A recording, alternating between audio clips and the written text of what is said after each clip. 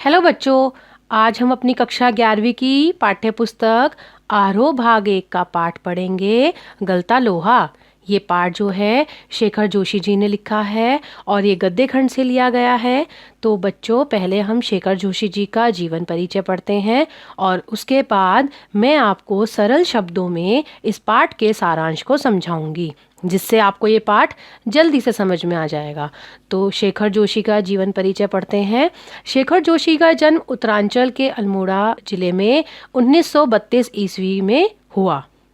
इनकी प्रारंभिक शिक्षा अल्मोड़ा में हुई। 20वीं सदी के छठे दशक में हिंदी कहानी में बड़ी परिवर्तन हुए।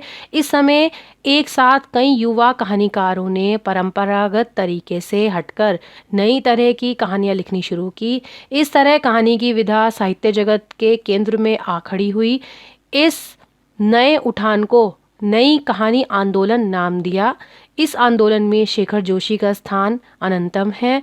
उनकी साहित्यिक उपलब्धियों को देखते हुए इन्हें पहल सम्मान प्राप्त हुआ। इनकी रचनाएं देखिए: कोशिका, गटवार, साथ के लोग, दाजियो, हलवाहा, नौरंगी बीमार और शब्द चित्र संग्रह इनका है एक पेड़ की याद। इनकी कहानियां कई भारतीय भाषाओं के अतिरिक्त अंग्रेजी, पोलिश और रूसी में भी अनुदित हो चुकी हैं। इनकी प्रसिद्ध कहानी दाजियों पर चिल्ड्रन फिल्म सोसाइटी द्वारा फिल्म का निर्माण भी हुआ है। साहित्यिक परिचय: शेखर जोशी की कहानियां नई कहानी आंदोलन के प्रगतिशील पक्ष का प्रतिनिधित्व करती हैं। समाज का मेहनत कश और सुविधाहीन तबका इनकी कहानियों में जगह पाता है। इनके रचना संसार को गुजरते हुए समकालीन जनजीवन की बहुविध विडंबनाओं को महसूस किया जा सकता है। ऐसा करने में इनकी प्रगतिशील जीवन दृष्टि और यथार्थबोध का बड़ा योगदान रहा है। तो ये बच्चों, इनका था जीवन परिचय। पाठ के सारांश को समझते हैं। शेखर जोशी आधुनिक हिंदी की नई कहानी के कहानीकार हैं। आधुनिक जीवन के यथार्थ का मानविक चित्रण इनकी कहानियों की विशेषता रही है। गलता लोहा कहानी में इन्होंने पात्रों के झूठे जातीय अभिमान को छोड़कर रचनात्मक कार्य में ढलते दिखाया है। कहानी का सारांश बच्चों मैंने थोड़े पॉइंट्स में बना के लिखा है ताकि आपको ये जल्दी समझ में आ जाए। तो कहानी का सारांश देखिए। पहला है हमारा मोहन द्वारा पिता का भार हल्का करने का संकल्प। मोहन के पिता वंशीधर ने जीवन भर पुरोहिताई की। अब वृद्धावस्था में उनसे कठिन श्रम में व्रत उपवास नहीं होता। लोग उनके संयम और तप पर बड़ी श्रद्धा और विश्वास रखते थे। उन्हें चंद्रदत्त के यहाँ रुद्री पाठ करना जाना था, परंतु जाने की तबीयत नहीं थी। यानी वो जाना चाहते थे लेकिन उनकी तबीयत ठीक नहीं थी, तो वो नहीं जा पाए। मोहन उनका आशय समझ गया, यानी वो चाहते थे कि मोहन उनकी जगह चले जाए, लेकिन पिता का अनुष्ठान कर पाने में वह कुशल नहीं था। मोहन नहीं चाहता था कि वे पुरोहिताई का काम करे। पिता का भार हल्का करने के लिए वे खेतों की ओर चला, लेकिन हंसुए की धार कुंद हो चुकी थी। अपने दोस्त धनराम की याद आ गई। वह धनराम लोहार की दुकान पर धार लगवाने पहुंचा।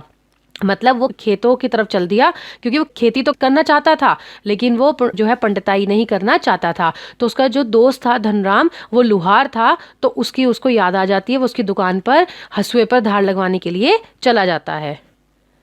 विद्यालय की स्मृतियां और धनराम द्वारा पिता का व्यवसाय अपनाना। धनराम उसका सहपाठी था। दोनों बचपन की यादों में खो गए। मोहन ने मास्टर त्रिलोक सिंह के बारे में पूछा। उनका जो मास्टर त्रिलोक सिंह थे वो मोहन को बहुत प्रेम करते थे, लेकिन धनराम को वो डांटते रहते थे क्योंकि वो पढ़ने में अच्छा नहीं था। धनराम ने बताया कि वे पिछले साल ही गुजर गए थे। दोनों हंस हंस कर उनकी बातें करने लगे।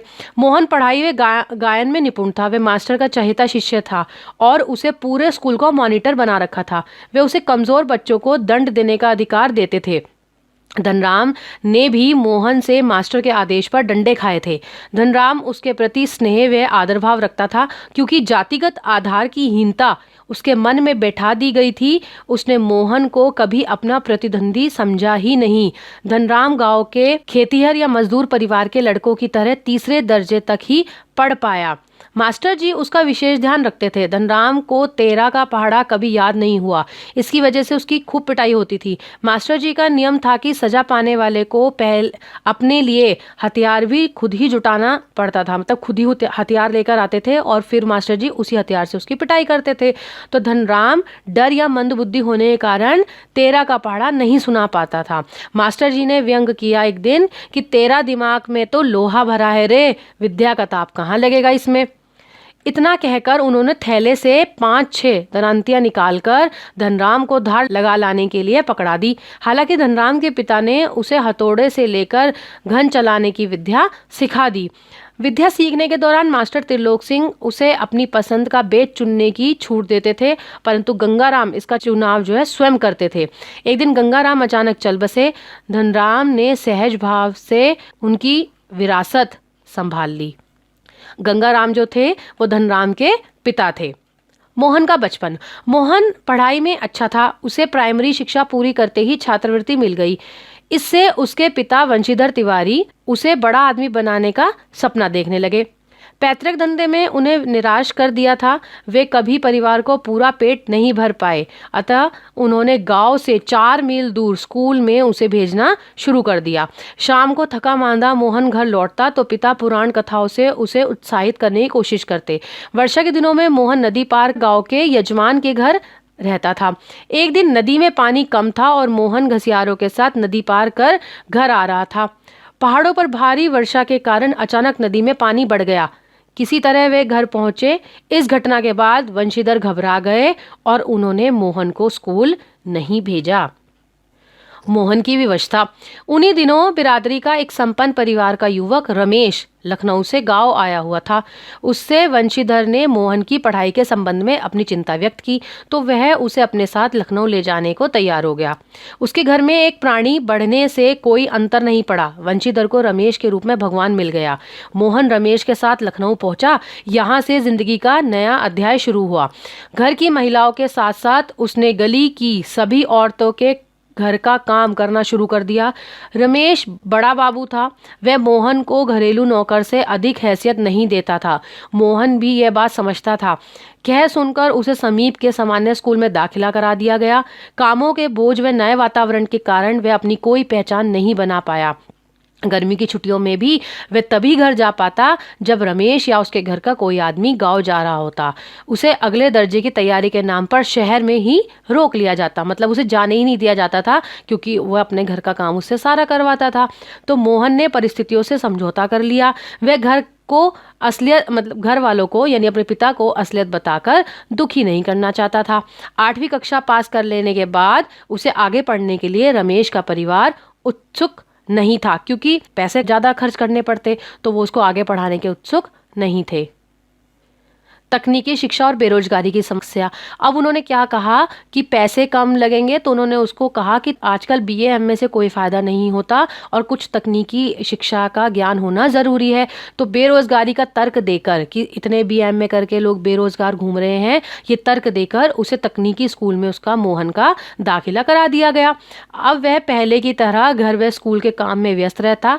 1.5-2 वर्ष बाद उसे कारखानों के चक्कर काटने पड़े, मतलब वो बार बार इसी कामों में लगा रहता था। मतलब उसका अस्तित्व कहीं खो गया था। जो वो करने शहर आया था वह वो नहीं कर पा रहा था। वंशीधर का दुख। वंशीधर को अपने बेटे के बड़े अफसर बनने की बहुत उम्मीद थी। वो गांव भर में कहता था कि मैं अपने बेटे को एक बड़ा अफसर बनाऊंगा, लेकिन जब उसे वास्तविकता का पता चला तो उसे गहरा दुख हुआ। धनराम ने भी उससे पूछा तो उसने झूठ बोल दिया। धनराम ने उसे यही कहा, कहो मोहन, लल्ला बचपन से ही बड़े बुद्धिमान थे। तो अब जो है बेचारे के सपने टूट रहे थे। मोहन द्वारा लुहारी का कार्य। इस तरह मोहन और धनराम जीवन के कई प्रसंगों पर बातें करते रहे। धनराम ने हंसुए के फाल को बेत से निकालकर तपाया, फिर उसे धार लगा दी। आमतौर पर ब्राह्मण टोले के लोगों का शिल्पकार टोले में उठना बैठना नहीं होता था, मतलब जाति प्रथा ज़्यादा थी। तो ये ब्राह्मण था मोहन और धनराम जो था वो लोहार था, तो इन दोनों का आपस में उठना बैठना सही नहीं माना जाता था, तो नहीं होता था। लेकिन फिर भी कामकाज के सिलसिलों में खड़े खड़े ही बातचीत निपटा ली जाती थी। ब्राह्मण टोले के लोगों को बैठने के लिए कहना भी उनकी मर्यादा के विरुद्ध समझा जाता था, मतलब अपने पास बिठाया भी नहीं जाता था क्योंकि वो उनको ऊंचा दर्जा दिया जाता था। तो मोहन धनराम की कार्यशाला में बैठकर उसके काम को देखने लगा क्योंकि मोहन टूट गया था, परेशान हो गया था। धनराम अपने काम में लगा रहा। वह लोहे की मोटी छड़ को भट्टी में गलाकर लोहा बना रहा था, किंतु वह छड़ निहाई पर ठीक से फंस नहीं पा रही थी, अतः लोहा ठीक ढंग से मुड़ नहीं पा रहा था। मोहन कुछ देर उसे देखता रहा और फिर उसने दूसरी पकड़ से लोहे को स्थिर कर लिया। नपी तुली चोटों से छड़ को पीटते पीटते गोले का रूप दे डाला। तो ये सब जो था मोहन देख रहा था कि क्या हो रहा था। मोहन की कुशलता और संतुष्टि, मोहन के काम में स्फूर्ति देखकर धनराम अवाक रह गया, यानी भौचक्का रह गया। यानी अब मोहन भी लोहार का ही काम करने लग गया था।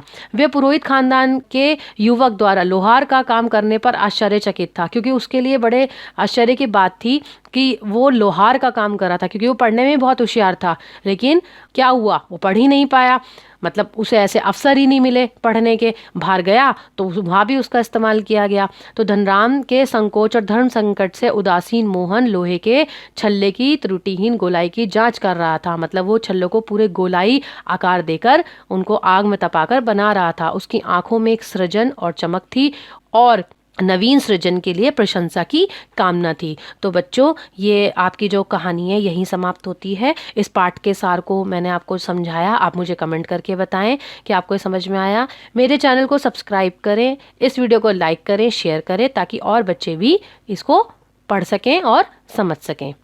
धन्यवाद।